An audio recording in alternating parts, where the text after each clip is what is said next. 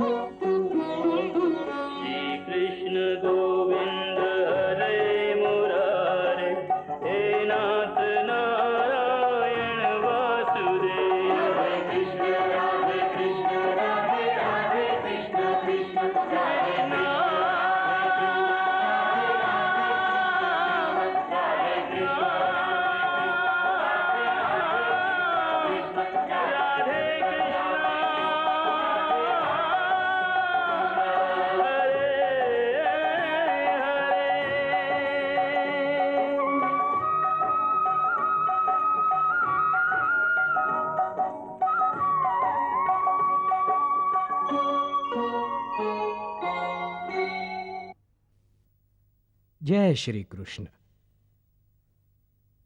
ભગવાન શ્રી કૃષ્ણએ પોતાના આ અવતારમાં ઘણી વિચિત્ર અને વિવિધ પ્રકારની લીલાઓ કરી છે.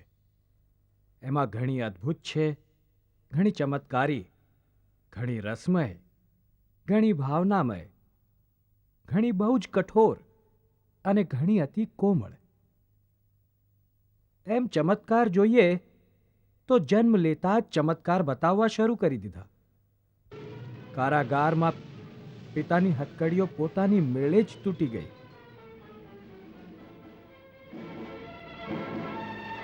તોફાની નદી પાર કરીને નંદ બાબાના ઘરે આવ્યા.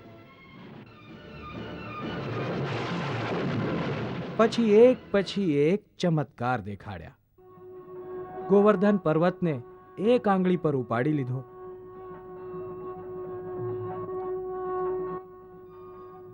કાળિયા નાગને વશ કરીને એની ફેણ પર સ્વયં નૃત્ય કર્યું.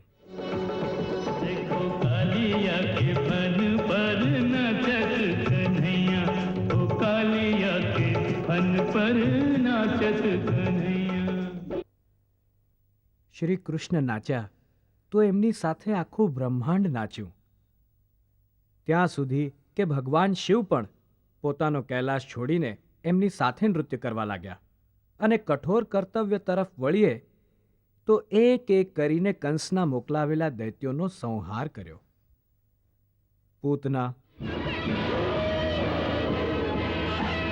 અરે મારો લાલ, મારા લાલાને કોઈ બચાવો, મારો લાલ, અરે મારા લાલને બચાવો, મારો લાલ, લાલા, મારા લાલને કોઈ બચાવો. અઘાસુર, બકાસુર આદિ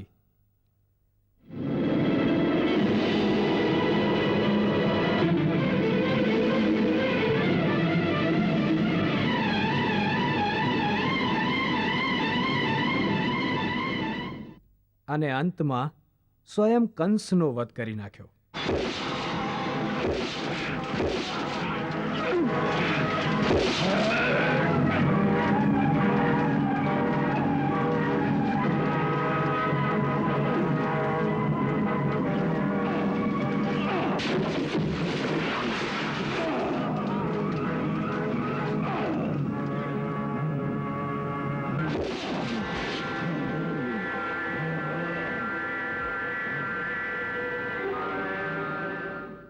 હવે જ્યાં સુધી રસનો સંબંધ છે, પ્રભુના જીવનમાં પ્રેમ રસ પ્રધાન હતો. એ પ્રેમ રસની ચરમ સીમા મહારાસમાં છે. पुष्प के कण कण में इसका आभास है, हो तारों में नर्तन, फूलों में उल्लास है.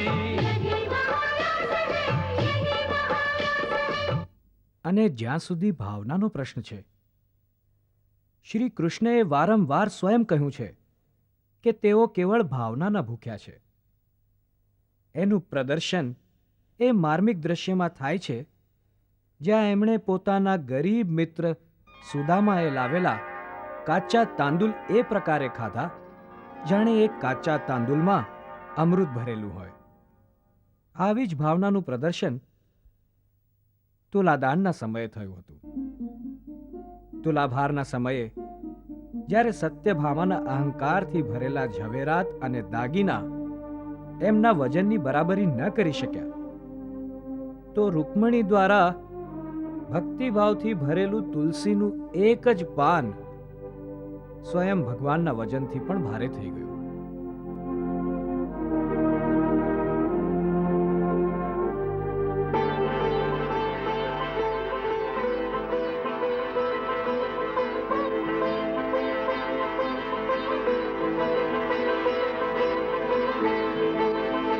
ભગવાન શ્રી કૃષ્ણના અવતારી જીવનની આટલી બધી બાજુઓ આપ જોઈ ચૂક્યા છો. હવે અમે એમની એક વધુ બાજુ બતાવવા જઈ રહ્યા છીએ. આ છે ભગવાન શ્રી કૃષ્ણની સંતતિ, એમના સંતાનની કથા. શ્રી કૃષ્ણના સૌથી મોટા પુત્ર હતા પ્રદ્યુમ્ન, જેણે રૂકમણીના ગર્ભથી જન્મ લીધો. રૂકમિણી સ્વયં મહાલક્ષ્મીના અવતાર હતા, તો એ સ્પષ્ટ જ છે કે ભગવાન શ્રી કૃષ્ણ અને મહાલક્ષ્મી રૂપી અવતાર રૂકમિણીથી જે સંતાન થાય એ પણ અવતારી જ હોય. વાસ્તવમાં પ્રદ્યુમ્ન સ્વયં કામદેવનો અવતાર હતા. કામદેવને એક વખત ભગવાન શિવે પોતાનું ત્રીજું નેત્ર ખોલીને ભસ્મ કરી દીધા હતા, પરંતુ દેવતાઓની પ્રાર્થના પછી કામદેવની પત્ની રતિના વિલાપ બાદ દ્રવિત થઈને ભગવાન શંકરે એમને ફરી જીવનદાન તો આપ્યું, પરંતુ એમનું શરીર પાછું ન આપી શક્યા, કેમ કે ભસ્મ થઈ ચૂક્યું હતું. એથી જ એ સમય પછી કામદેવ શરીર વગર જ જીવિત રહ્યા. આ કથા કેમ કે કામદેવના શ્રી કૃષ્ણના પુત્ર રૂપમાં જન્મ લેવાની છે, એટલે એ આવશ્યક છે કે અમે આપને એ કારણ જણાવીએ જેને કારણે ભગવાન શિવે કામદેવને ભસ્મ કરી દીધા હતા. એક સમયની વાત છે કે તાડકાસુર નામનો એક મહાબલી અસુર બ્રહ્માજીથી પ્રાપ્ત થયેલા વરદાનથી પ્રબળ થઈને ત્રિલોકમાં હાહાકાર મચાવી રહ્યો હતો, કેમ કે એણે બ્રહ્માના વરદાનનો એવો અર્થ માન્યો હતો કે એ અમર થઈ ગયો છે, એનો વધ કોઈ નથી કરી શકતું. આ જ અમરત્વના ઘમંડની શક્તિથી ચૂર તાડકાસુરે પહેલા પાતાળ લોક પર આક્રમણ કરીને વિજય પ્રાપ્ત કર્યો. પછી પૃથ્વીલોક પર હાહાકાર મચાવી દીધો, જાણે પ્રલય આવી ગયો હોય.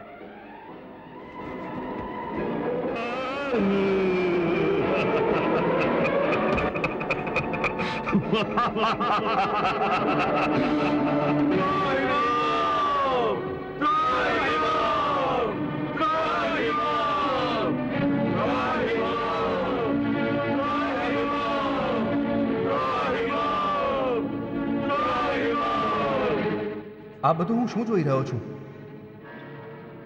પૃથ્વીલોકના દેવતા સ્વરૂપ ઋષિઓ અને મુનિઓના શરીરો પર અત્યાચારના આ ચિહ્નો.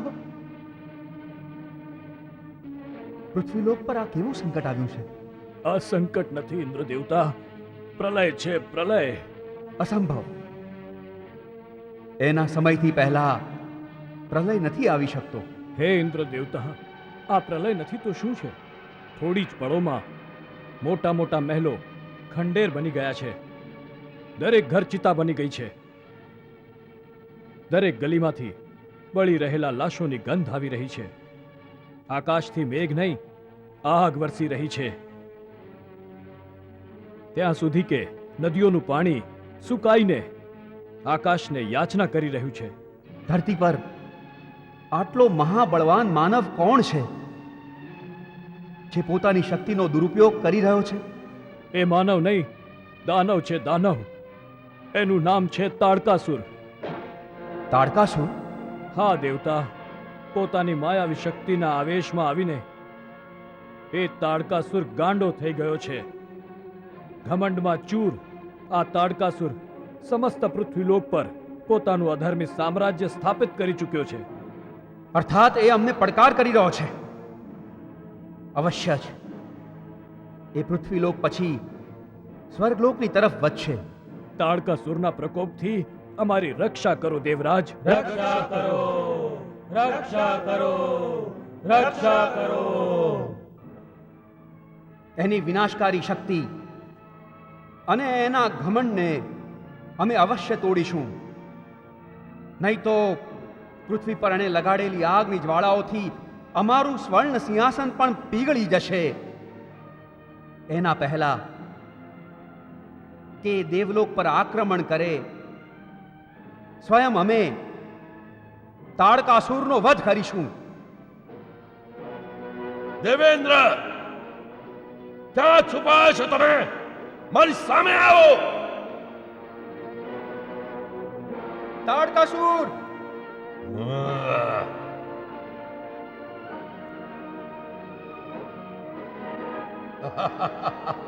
દેવરાજ,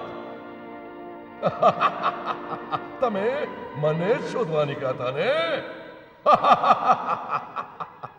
લો, હું સ્વયં ઉપસ્થિત થઈ ગયો તમારી સેવા કરવા.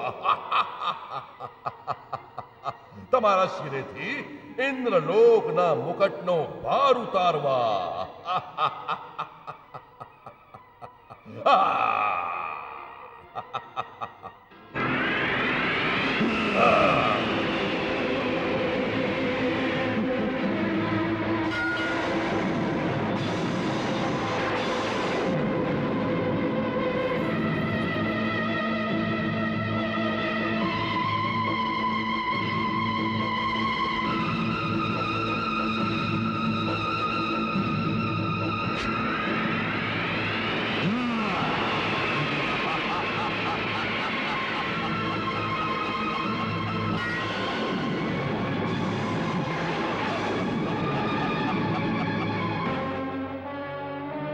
દેવેન્દ્ર, તમારું આ દુસાહસ કે તમે મારા માયાવી શસ્ત્રને વિફળ કરી નાખ્યું, તમને આ અપરાધનો દંડ મળશે, અવશ્ય મળશે. દંડ? દંડ તો હું તને દઈશ તાડકાસુર. તમે મને દંડ દેશો? હા, તે પાતાળ પર પોતાની શક્તિઓનો દુરુપયોગ કર્યો છે અને પછી પૃથ્વીલોક પર અસહાય માનવ જાતિની હત્યા કરી છે. ઋષિ મુનિઓનો અનાદર કર્યો છે. તું અધર્મનું રાજ્ય સ્થાપવાનો પ્રયત્ન કરી રહ્યો છે.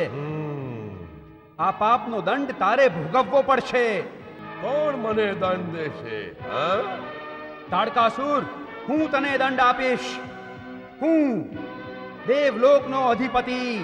દેવલોકના અધિપતિ? નહીં દેવેન્દ્ર, તમે હવે દેવલોકના અધિપતિ નથી રહ્યા. હવે આજથી હું દેવલોકનો અધિપતિ છું. હું આજથી તમારા સિંહાસન પર બેસીશ.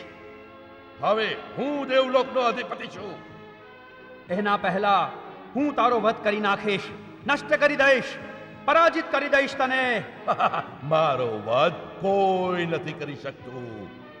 હું પાતાળ વિજેતા છું, પૃથ્વીલોકનો રાજા, ને હવે દેવલોકનો નરેશ, ત્રણેય લોક મારે આધીન છે. હું ત્રિલોકપતિ છું, ત્રિલોકપતિ તારકાસુર.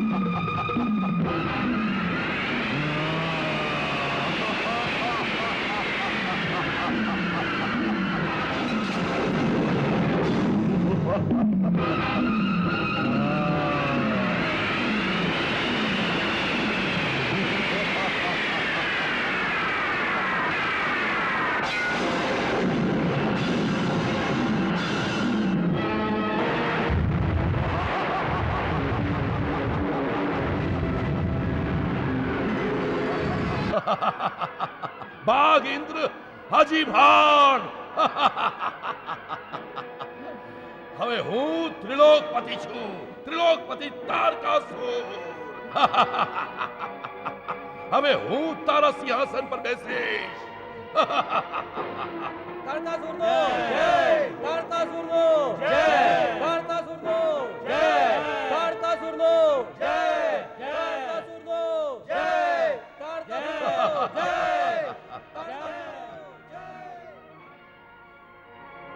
હવે હું દેવલોકનો પણ રાજા બની ગયો છું.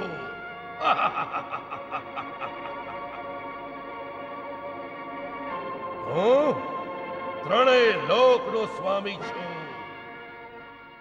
મને કોઈ પરાસ્ત નહીં કરી શકે. હું તારકાસુર, ત્રિલોક નરેશ છું, ત્રિલોક નરેશ.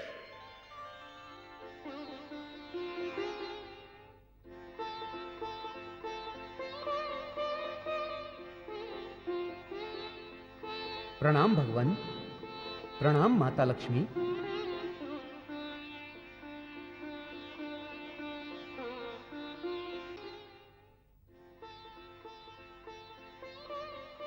શું વાત છે? આજે સમસ્ત દેવગણ અમારી સેવામાં એક સાથે ઉપસ્થિત થઈ ગયા. દેવરાજ ઇન્દ્ર સહિત સર્વ દેવતાઓના મુખમંડળ પર સંકટની છાયા એ સંકેત દઈ રહી છે કે સર્વ કુશળ નથી. ભગવાન, આપ અંતર્યામી છો, બધું જ જાણો છો કે સંકટની કાળી છાયા કેવળ અમારા મુખમંડળ પર જ નથી, પરંતુ આખા દેવલોક પર ઘોર સંકટના કાળા વાદળો છવાઈ ગયા છે. દેવલોક પર સંકટ? હે દેવરાજ, આપના હોવા છતાં આ શી રીતે સંભવ થઈ શકે છે કે આખો દેવલોક જ સંકટમાં આવી પડ્યો?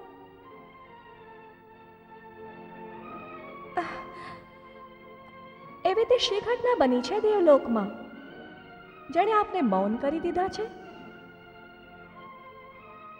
નારાયણ નારાયણ. નારદજી, દિવ્યલક્ષ્મી ઉત્સુક છે. આપ જ કહો, શો અનર્થ થયો છે? નારાયણ નારાયણ. પ્રભુ, દૈત્યરાજ તારકાસુરે પાતાળ અને પૃથ્વીલોકને પરાજિત કર્યા પશ્ચાત ઇન્દ્રલોકમાં દેવરાજ ઇન્દ્રને પણ પરાજિત કરી દીધા છે.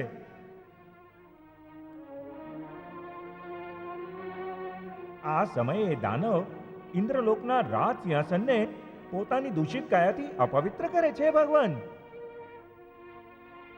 એ જ કારણવશ હે પ્રભુ, અમે આપને એ યાચના કરવા આવ્યા છીએ કે આપ તાડકાસુરના અધર્મના રાજને સમાપ્ત કરીને ફરીથી ધર્મનું રાજ સ્થાપિત કરવામાં અમારી સહાય કરો. ભગવાન, તાડકાસુરનો વધ અતિ શીઘ્ર થવો જોઈએ. હા ભગવાન, હા. તાડકાસુરનો અંત અતિ શીઘ્ર થવો જ જોઈએ. શું વાત છે પ્રભુ? ભગવાન, આપ શા વિચારમાં પડી ગયા? આપે તો આના કરતાંય મોટા દાનવોનો નાશ કરીને ધર્મની રક્ષા કરી છે, તો તાડકાસુરનો વધ પણ શીઘ્ર જ કરી નાખવો જોઈએ. નહીં દેવી, તાડકાસુરનો વધ નહીં થઈ શકે.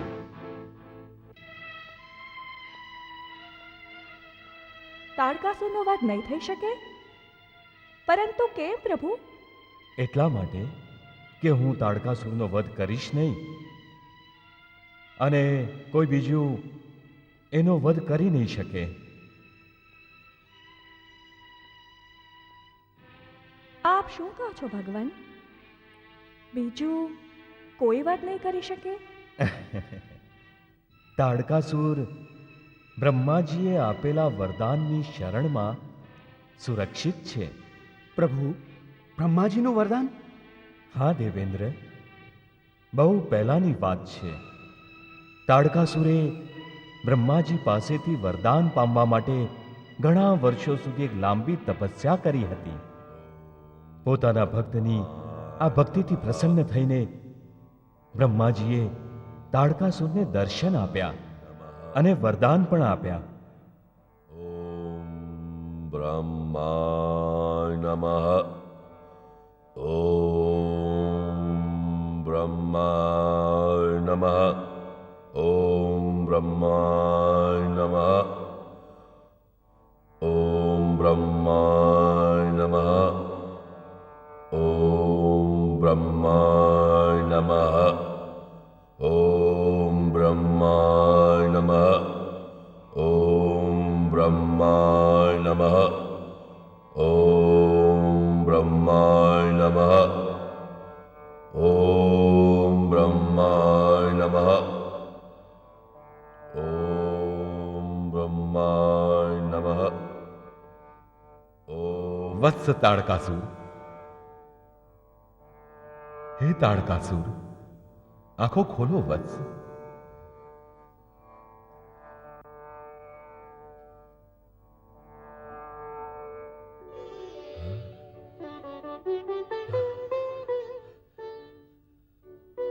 પ્રણામ બ્રહ્મદેવ.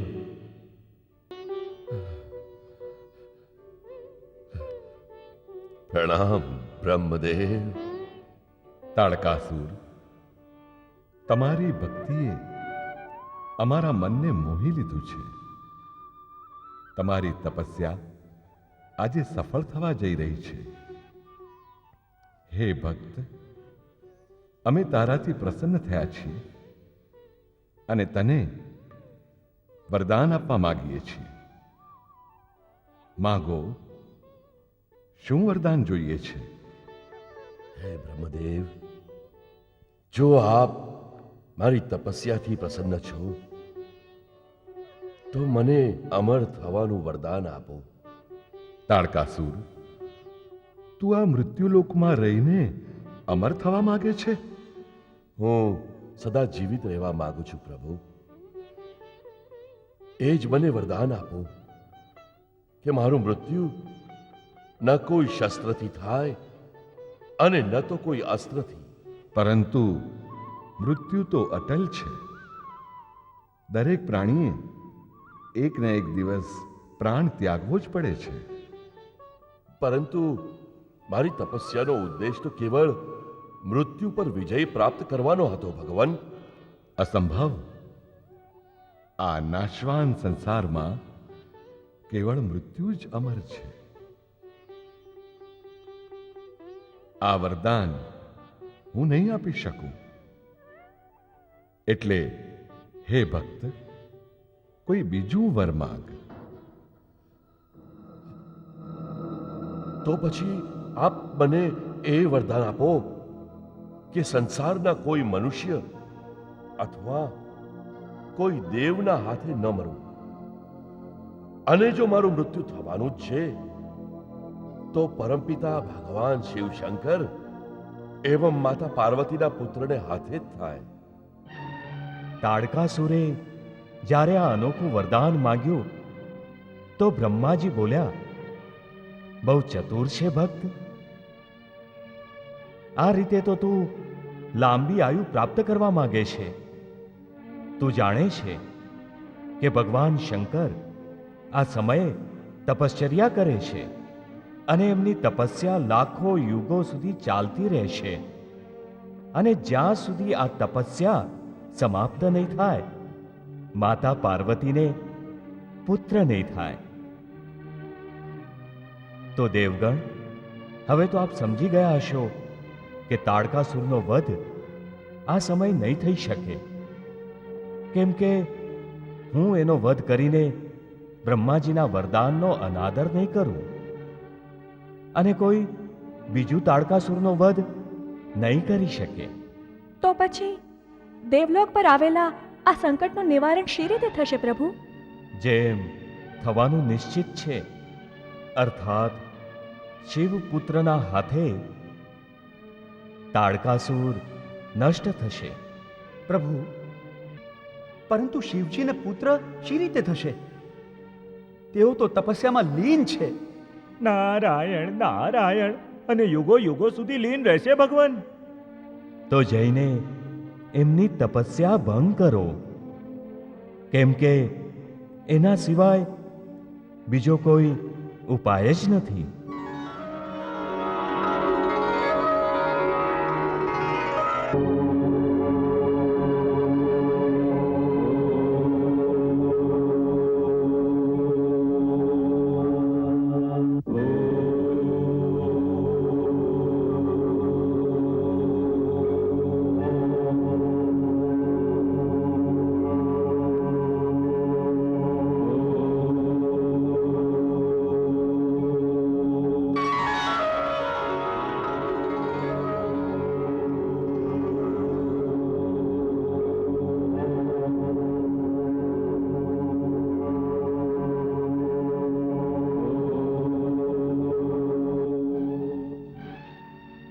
મુનિવર, શિવજીની આ તપસ્યામાં બાધા નાખવી ઉચિત નથી.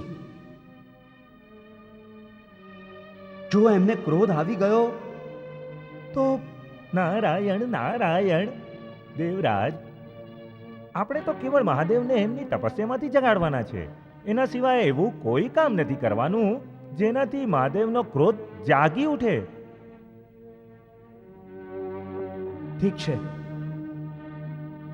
હું પ્રયત્ન કરું છું. અવશ્ય અવશ્ય દેવરાજ.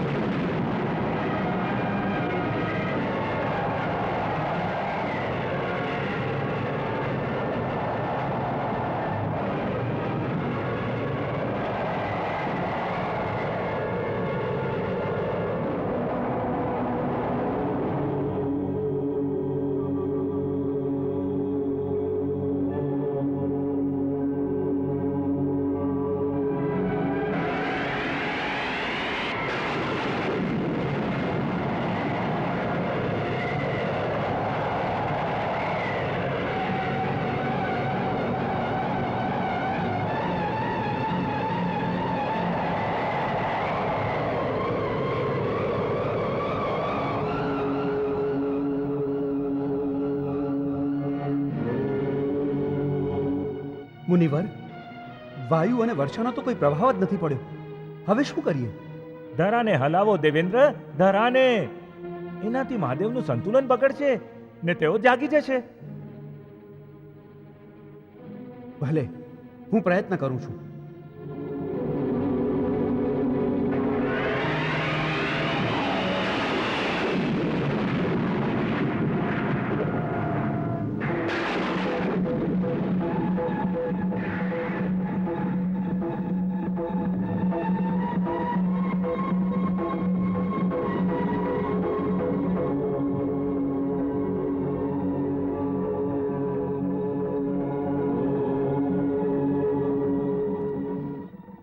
લાગે છે શિવજીની તપસ્યા અટલ છે. મહાદેવનું ધ્યાન આ ભંગ નહીં કરી શકો દેવરાજ. તો પછી આપ જ કહો મુનિવર, હવે શું કરીએ? શિવજીની તપસ્યા શી રીતે ભંગ કરીએ? શિવજીની તપસ્યા ભંગ કરવાની સલાહ તો ભગવાન વિષ્ણુની હતી, તો એમને જ પૂછીએ. આપ એમની સ્તુતિ કરો, એમને બોલાવો. ઠીક છે. હે જગતના પાલનહાર, હે જગન્નાથ, હે લક્ષ્મીપતિ, અમારા પર કૃપા કરો, અમને દર્શન દો પ્રભુ.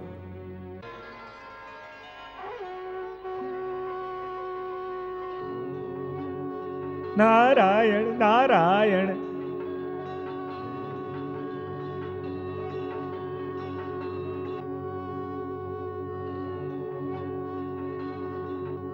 કહો દેવરાજ, હવે શી સમસ્યા છે? પ્રભુ, આપની આજ્ઞા અનુસાર અમે શિવજીની તપસ્યા ભંગ કરવાનો પ્રયત્ન કર્યો. તોફાન લાવ્યા, વર્ષા લાવ્યા, અહીં સુધી કે ધરતીને પણ હલાવી નાખી, પરંતુ શિવજી પર એનો કોઈ પ્રભાવ નથી પડ્યો. પ્રભુ, પડશે પણ શી રીતે? આ સર્વ દિવ્ય લીલાઓ તો એમને આધીન છે. તો દેવરાજ પોતાના ઉદ્દેશમાં સફળ નહીં થાય. થશે, જો આ લીલાઓથી ઉઠીને કોઈ ઉપાય કરે. તો આપ જ અમારું માર્ગદર્શન કરો પ્રભુ. જણાવો, અમે શું કરી શકીએ? દેવરાજ, બ્રહ્માજી બ્રહ્મ જાણે છે, એટલે તેઓ ત્રિલોકના દરેક વ્યક્તિનું મન પણ જાણે છે. શિવજીની તપસ્યાનું ભંગ કરવાનું રહસ્ય પણ તેઓ જ જણાવશે. જેવી આપની આજ્ઞા પ્રભુ. નારાયણ નારાયણ.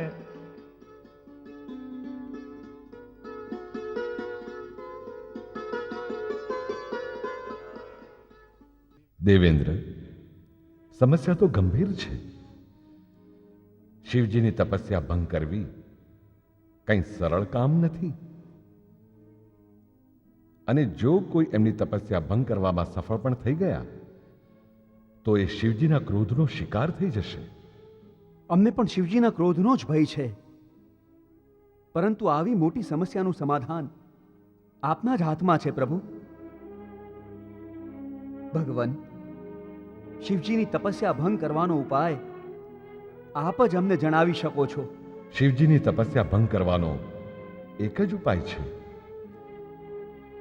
બિલકુલ અચૂક ઉપાય, અને આ જ કોમળ ઉપાયથી તપસ્યા ભંગ થઈ શકે છે. કોમળ ઉપાય? અચૂક ઉપાય છે તો જલ્દી જણાવો ને પ્રભુ, એ ઉપાય કયો છે? જો પ્રેમની ભાવનાનો શિવજીના મનમાં ઉદ્ભવ થશે તો એમની તપસ્યા ભંગ થઈ શકે છે. પ્રેમની ભાવના? હા વત્સ, પ્રેમની ભાવના. નારાયણ નારાયણ. પરંતુ ભગવાન, તપસ્યામાં તો શિવજી એવા મગ્ન છે કે હજી સુધી તો એમણે આદિશક્તિ માતા પાર્વતીના પ્રેમનો પણ સ્વીકાર નથી કર્યો. હા ભગવાન, આવામાં શિવજીના મનમાં પ્રેમની ભાવના શી રીતે જગાડી શકાય? વત્સ દેવેન્દ્ર, પ્રેમ એ કામનું જ સુંદર રૂપ છે. ત્રિલોકમાં સર્વના મનમાં પ્રેમ ભાવનાનું નિર્માણ કામદેવ અને દેવી રતિને કારણે થાય છે. શિવજીના મનમાં પ્રેમની ભાવના જાગૃત કરવા માટે તમે કામદેવ અને રતિની સહાય લો. તેઓ બંને અવશ્ય જ શિવજીના મનમાં પ્રેમની ભાવના જાગૃત કરશે. તેઓ બંને નિસંદેહ શિવજીની તપસ્યા ભંગ કરી દેશે. નારાયણ નારાયણ, અમે અતિશીઘ્ર કામદેવ અને રતિનો સંપર્ક કરીશું. બ્રહ્માજી, અમને અમારા કાર્યમાં સફળ થવાના આશીર્વાદ આપો. યશસ્વી ભવ. ના ના ના, દેવી રતિ, આપ સમજતા કેમ નથી? આ કામ અતિ આવશ્યક છે. આ કામ બહુ જ જોખમકારક છે. શિવજીને તપસ્યામાંથી જગાડવા એટલે એમના ક્રોધને જગાડવો. અને આવું જોખમકારક કામ હું આપને કદાપી નહીં કરવા દઉં, અને ન તો આ કામમાં હું આપને સાથ આપીશ. આ તે કેવી સ્ત્રીહટ છે!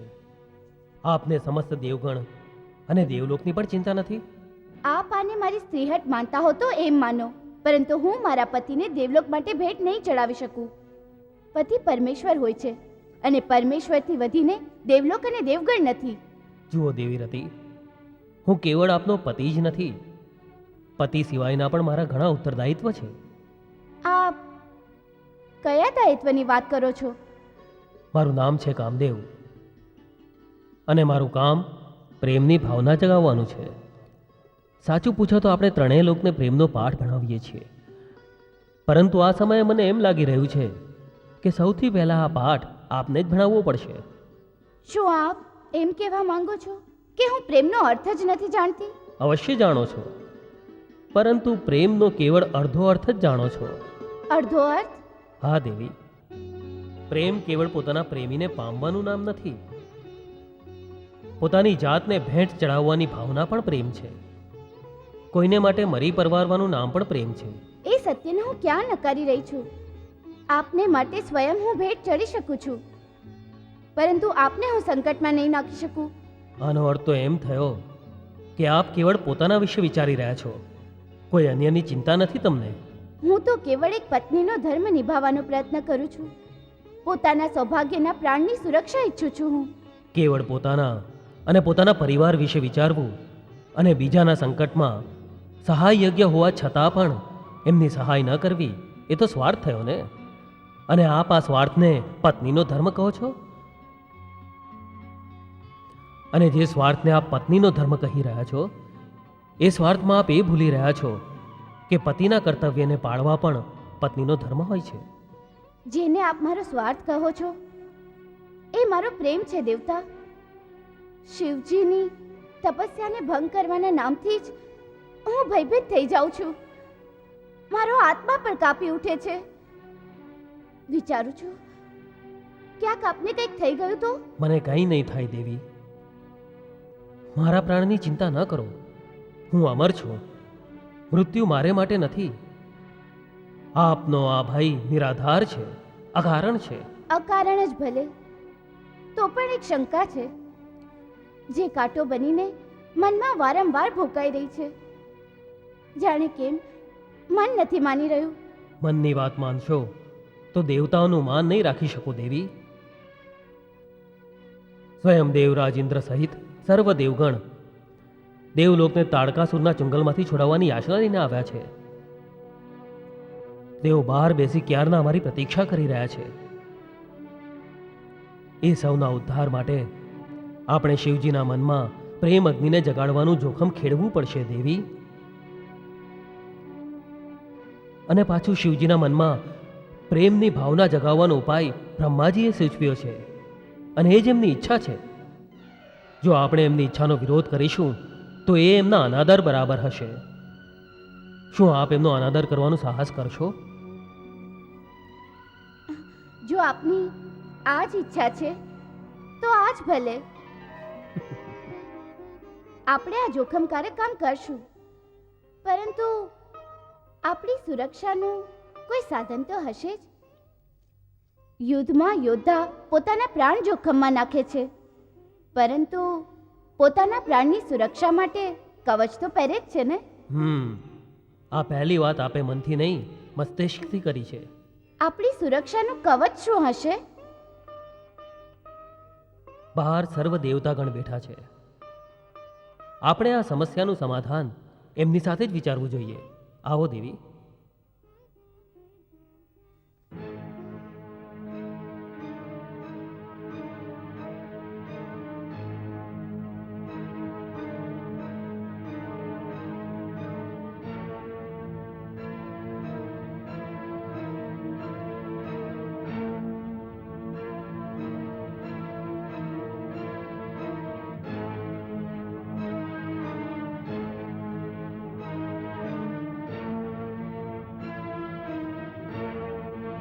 તો કોઈ ઉપાય સમજાય છે? દેવરાજ, જ્યારે આપ જ કોઈ ઉપાય નથી વિચારી શક્યા તો અમારી સુરક્ષાનું આશ્વાસન કોણ આપશે? સુરક્ષાનું આશ્વાસન કેવળ માતા પાર્વતી જ આપી શકે છે. એ શી રીતે દેવી? આપણે શિવજીના મનમાં પ્રેમની ભાવના જગાડવા માંગીએ છીએ ને.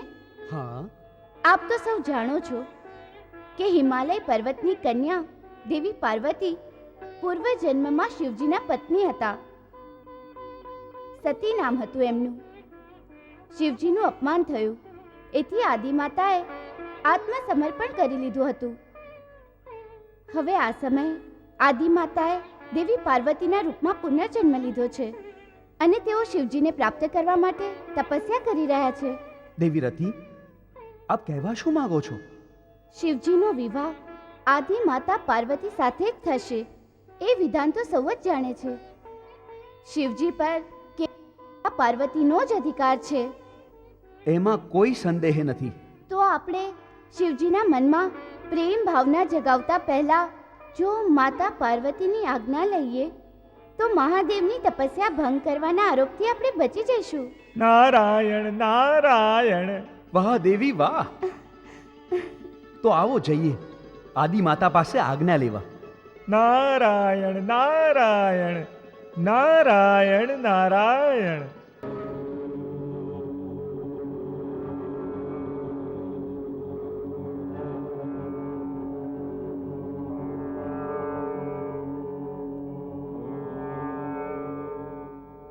નારાયણ નારાયણ. પ્રણામ માતા.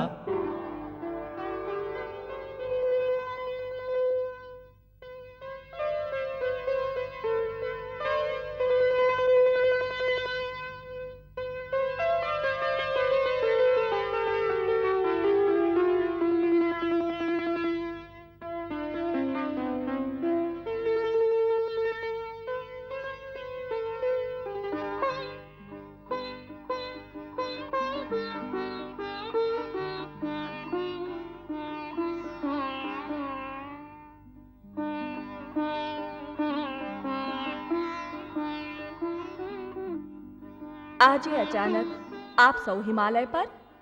દેવર્ષિ, શું આપની આમાં કોઈ ચાલ છે? નારાયણ નારાયણ. એટલી હિંમત મારામાં ક્યાં માતા? અમે તો આપના ભક્ત છીએ. શું આપના દર્શન માટે પણ અહીં ન આવીએ? દેવર્ષિ, આપ જ્યારે આ પ્રકારે મીઠા શબ્દોની છરી ચલાવો છો તો મારા મનમાં શંકા શીર ઉચકવા માંડે છે. માતા, દેવર્ષિ સાચું કહી રહ્યા છે. અમે આપના દર્શન કરવા જ આવ્યા છીએ. કામદેવ અને રતિને લઈને? દેવેન્દ્ર, પહેલા તો કદી આવું નથી થયું. આની પહેલા તાડકાસુર જેવા દૈત્યરાજની સમસ્યા પણ તો નહોતી માતા. અમારી સમસ્યાનું સમાધાન કેવળ આપ જ કરી શકો છો માતા. એ કઈ રીતે? મહાદેવ શિવજીને એમની તપસ્યામાંથી આપ જ જાગૃત કરી શકો છો માં. દેવર્ષિ, આપ મહાજ્ઞાની છો. આપ જાણો છો કે હું આ વિષય અસમર્થ છું. શિવજી જ્યારે તપસ્યામાં લીન હોય છે ત્યારે તપસ્યા પૂરી થતા પહેલા એમનું જાગૃત થવું અસંભવ છે. માતા, જો આપની આજ્ઞા હોય તો અમે શિવજીની તપસ્યા ભંગ કરવાનો પ્રયત્ન કરીએ. બુદ્ધિ ભ્રષ્ટ થઈ ગઈ છે આપ સૌની. બિલકુલ ભ્રષ્ટ થઈ ગઈ છે. મહાપ્રલયને નિમંત્રણ આપવા જાઓ છો અને એમ પણ ઈચ્છો છો કે આત્મહત્યાના આ કાર્યમાં હું આપને સહાયતા પણ કરું. એટલું પણ નથી જાણતા કે ભોળાનાથની તપસ્યા ભંગ થતાં જ એમના ક્રોધનો જ્વાળામુખી ફાટી પડશે અને કોણ જાણે કોણ કોણ શિવજીના ક્રોધના લાવામાં ભસ્મ થઈ જશે.